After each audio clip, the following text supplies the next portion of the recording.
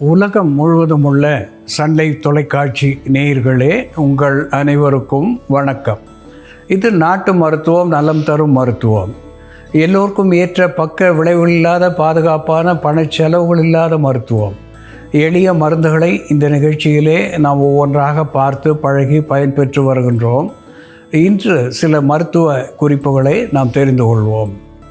தீக்காயங்கள் ஏற்படுகின்ற பொழுது, குறிப்பாக இல்லத்திலே பெரும்பாலும் தாய்மார்கள் சமைக்கும் பொழுதோ வேறு ஏதேனும் காரணத்தினாலோ தீக்காயங்கள் ஏற்பட்ட உடனே இல்லத்திலே இருக்கின்ற மஞ்சள் தூள், நாம் சமையலுக்கு பயன்படுத்துகின்ற மஞ்சள் தூள், அதனோடு சிறிது தேன் சேர்த்து, மஞ்சளும் தேனும் சேர்த்து தேங்காய் எண்ணெயும் அதனுடன் சேர்த்து, மஞ்சள், தேன், தேங்காய் எண்ணெய், இந்த மூன்றையும் ஒரு சேர குழைத்து விழுதாக்கி இந்த தீக்காயங்களின் மேல் ஓரிரு முறை அன்றாடம் போட்டு வர 21 நாட்களிலே ஆற வேண்டிய தீக்காயங்கள் ஒரு வார காலத்திலே ஆறி வடு இல்லாமல் மறையும் என்பதை இங்கே சுட்டிக்காட்ட விரும்புகின்றேன். அன்பான நேயர்களே, காது வலி, காதிலே சீழ்வடிதல், காதிலே கிருமிகள் சேர்ந்து துன்பம் தருதல், இப்படிப்பட்ட நிலையிலே ஓசிமம் சாங்க்டம் என்று சொல்லக்கூடிய, ஹோலி பேசில் என்று ஆங்கிலத்திலே சொல்லக்கூடிய துளசி ஒரு அற்புதமான மருந்தாகிறது. இந்த துளசியை, அதனுடைய பூக்கள், விதைகள், அதனோடு கதிர்களாக எடுத்து, துளசி இலையை கதிரோடு எடுத்து லேசாக தணலில் வாட்டி பிழிந்து ஓரிரு சொட்டுக்கள் 2 காதிலேயும் காலை ஒரு முறை மாலை ஒரு முறை என்று 2 வேளை விட்டு வருகின்ற பொழுது காதிலே இருக்கின்ற கிருமிகள் வெளியேறும். காதிலே இருக்கின்ற வீக்கம் வற்றி, காதிலே இருக்கின்ற சீழ்வடிதல் வற்றி, செவிப்பறை அங்கே சீர்பெற்று நல்ல செவித்திறனை உண்டாக்கும், காது வலியும் தணியும் என்பதை சுட்டிக்காட்ட விரும்புகின்றேன்.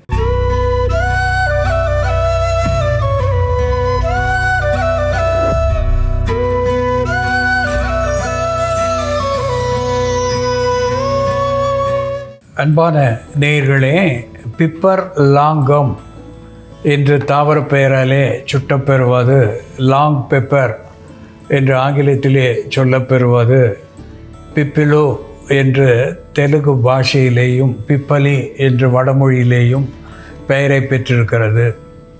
இது திரிகடுகம் என்று சொல்லக்கூடிய 3 கடுப்பு பொருட்கள், சுக்கு, மிளகு, திப்பிலி என்று சொல்லக்கூடிய 3ம் ஒன்றாக சேரும்போது திரிகடுகம் என்று சொல்லுவார்கள்.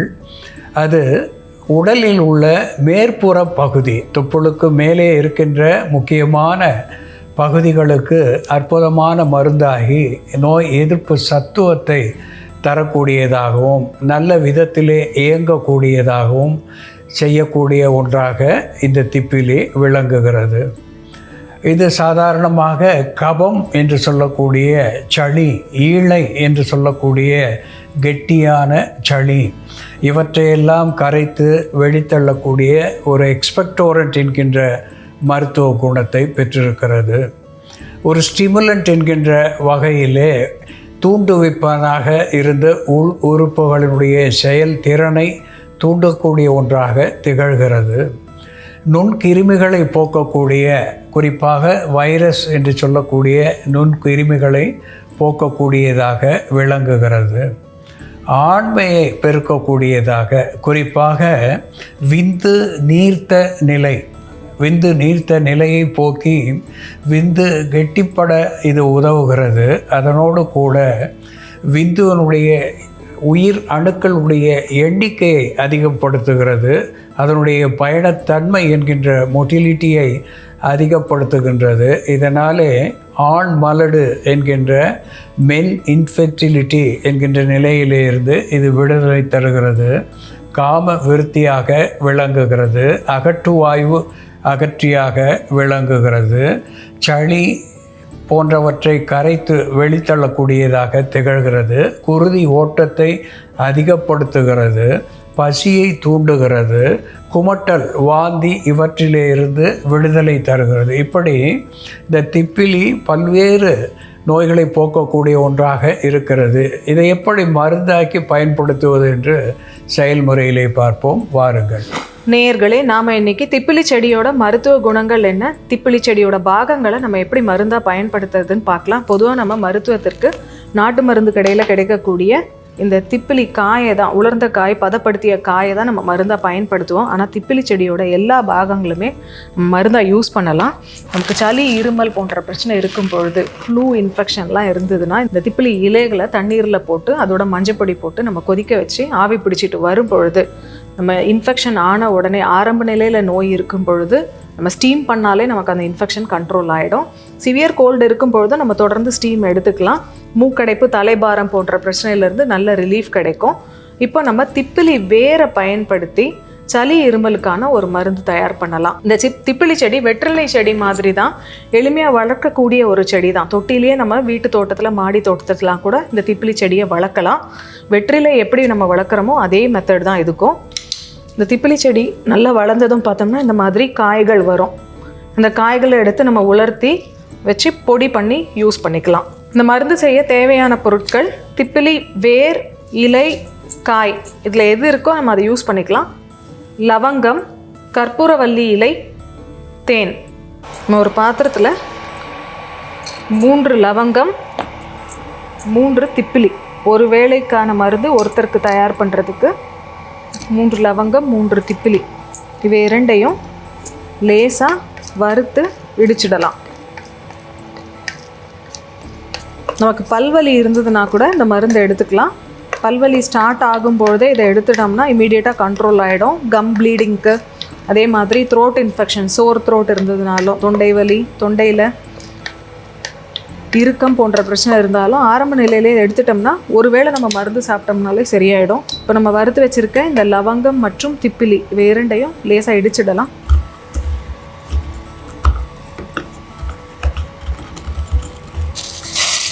ஒரு பாத்திரத்தில் கொஞ்சம் நீர் விட்டுக்கலாம். இதோட நம்ம பொடி பண்ணி வச்சுருக்க லவங்கம் மற்றும் திப்பிலி சேர்ந்த இந்த பொடி சேர்த்துடலாம்.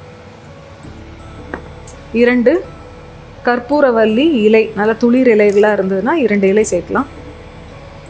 பெரிய இலையாக இருந்தால் 1 சேர்த்தோம்னா போதும். இதோட நம்ம திப்பிலி இலைகள் 1 இலைகளும் சேர்த்துக்கலாம்.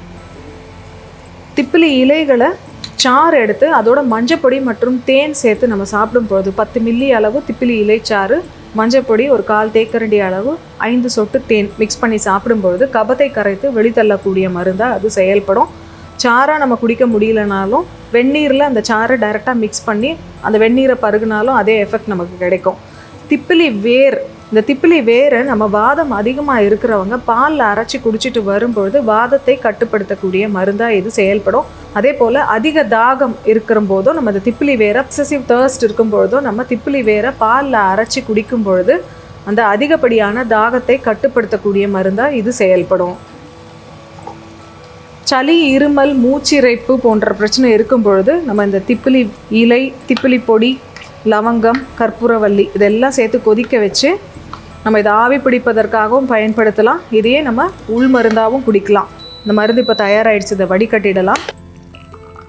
ஒரு 60 ml அளவுக்கு இதை எடுத்தாலே போதும். இதோட கொஞ்சம் தேன் சேர்த்துக்கலாம். சர்க்கரை நோயாளிகள் தேனுக்கு பதில் இதோட கல்லுப்பு சேர்த்து எடுத்துக்கலாம். கல்லுப்பு அல்லது இந்துப்பு எது வேணுனாலும் ஆட் பண்ணிக்கலாம். தேன் சேர்த்து இது சூடாக இருக்கும் பொழுதே நம்ம நிதானமாக குடிச்சிட்டு வந்தோம்னா நமக்கு சோர் த்ரோட் நல்லா கண்ட்ரோல் ஆகும். சளி, இருமலை கரைத்து வெளித்தள்ளக்கூடிய மருந்தாக இருக்கும். திப்பிலி இலை, திப்பிலி பொடி, லவங்கம், கற்பூரவல்லி இலை மற்றும் தேன் சேர்ந்த இந்த மருந்து காலை மாலைன்னு 2 வேளையோ 3 தினங்கள் நம்ம எடுத்துக்கும் பொழுது 60 ml அளவுக்கு எடுத்துக்கும் பொழுது சளி, இருமல், நுரையீரல் தொற்றை சரி செய்யக்கூடிய மருந்தாகவும் மூச்சிறைப்பை சரி செய்யக்கூடிய மருந்தாகவும் இது செயல்படும். அன்பான நேயர்களே, திப்பிலியை பற்றி தேரையர் என்னும் முனிவர் ஒரு மருத்துவ பாடலிலே சொல்லியிருக்கின்றார். கட்டி எதிர் நின்று கடுநோயெல்லாம் பணியும், திட்டி விடம் அத்தனையும் விட்டு போகும், தேகம் புஷ்டியாகும். எல்லா நோய்களும் கைகட்டி பணிந்து நம்மை விட்டு விலகி போகும். நம்மை வணங்கி விட்டு என்னை விட்டால் போதும் என்று சொல்லுகின்ற அளவுக்கு பயந்து விலகி போகும். வினையினாலே வந்தது, முன்வினையினாலே வந்த நோய்கள். சில நோய்கள் நாம வரவழைத்து கொள்வது, சில நோய்கள் நம் கர்மாவாக நம்மோடு பிறந்து துன்பப்படுத்தக்கூடியது. அப்படி அந்த கர்ம நோய்களையும் விளக்கக்கூடிய ஒன்றாக இந்த திப்பிலி விளங்குகிறது. காமனுக்கு மாமன் என்று சொல்லுகிறார். காமன் என்று சொல்லுகின்ற பொழுது இது ஆண்மை பெண்மையை குறிக்கக்கூடிய ஒன்றாக விளங்குகிறது. அதை அபிவிருத்தி செய்யக்கூடியதாக, குறிப்பாக ஆண்களுக்கு காமத்தை தூண்டக்கூடியதாக, நீர்த்த விந்துவை கெட்டிப்படுத்தக்கூடியதாக, நீர்த்த விந்து கெட்டிப்படுவது மட்டுமல்லாமல் அதிலே உயிர் அணுக்களை உற்பத்தி செய்யக்கூடியதாக, அதனுடைய பயணத்தன்மையை அதிகரித்து ஆண்களுடைய மலட்டுத்தன்மையை போக்கி குழந்தை பேரை தரக்கூடியதாக இது விளங்குகிறது. அது மட்டுமல்லாமல் இதை எந்த வகையிலே நாம் பயன்படுத்தினாலும் தொண்டையை பற்றிய நோய்கள், தொண்டை கரகரப்பு, இருமல் இவற்றை போக்குகிறது. நாவிலே சுவையின்மை இவற்றை போக்குகிறது. வயிற்றிலே வருகின்ற காற்று அகட்டு வாயு அகற்றி இவற்றை போக்குகிறது. இதய நாளங்களுக்கு இதமான வகையிலே இரத்த ஓட்டத்தை சரி செய்கிறது. ஆசனவாயை பற்றிய மலக்குடலை பற்றிய அத்துணை நோய்களையும் போக்கி ஹெல்மின்திக் என்கின்ற வகையிலே பூச்சிக்கொல்லியாக, வைரஸ் என்று சொல்லுகின்ற நுண்கிருமி கொல்லியாகவும் இது விளங்குகிறது. உறுப்புகளை தூண்டக்கூடியதாக திகழ்கிறது. இதனோடு கற்பூரவல்லி சேர்த்திருக்கின்றோம். கற்பூரவல்லியும் சற்று காரமுடையதாக இருந்து சளியை கரைக்கக்கூடியது, இருமலை போக்கக்கூடியது, பசியை தூண்டக்கூடிய ஒன்றாக விளங்குகிறது. இதை ஓமவல்லி என்று கூட சொல்லுவார்கள்.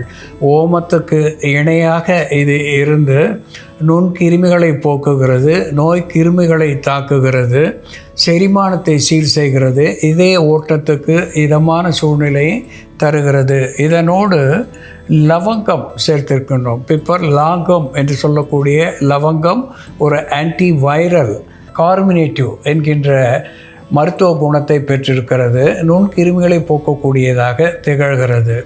இப்படி இந்த திப்பிலி, அதனோடு கற்பூரவல்லி, லவங்கம் இவை சேர்த்து ஒரு பானமாக நாம் வைத்திருக்கின்றோம். இதை தேனோடு கலந்து அன்றாடம் இருவேளை பருகுகின்ற பொழுது பருவ மாற்றத்தினாலே ஏற்படுகின்ற, குறிப்பாக நுண்கிருமிகளுக்கு கொண்டாட்டமான ஒரு காலம், அந்த நுண்கிருமிகளை போக்கி நமக்கு நோய் வாராமல் தடுக்கக்கூடிய ஒன்றாக இந்த தீநீர் விளங்கும் என்பதை மறுத்தல் ஆகாது. அன்பான நேயர்களே, திப்பிலி, கற்பூரவல்லி, லவங்கம் இவை எப்படி மருந்தாகிறது என்று நாம் பார்த்து தெரிந்து கொண்டோம். இது போல வேறு ஒரு மருத்துவ குறிப்போடு நாம் மீண்டும் சந்திப்போம். நன்றி, வணக்கம்.